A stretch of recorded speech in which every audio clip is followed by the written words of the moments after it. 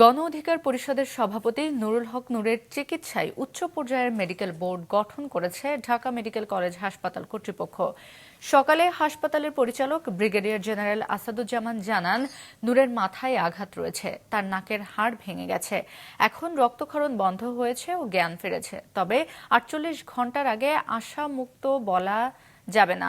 প্রধান উপদেষ্টা ফোন করে নূরের শারীরিক অবস্থার খোঁজ নিয়েছেন এবং মামলায় জড়িতদের বিরুদ্ধে ব্যবস্থা নেওয়ার আশ্বাস দিয়েছেন।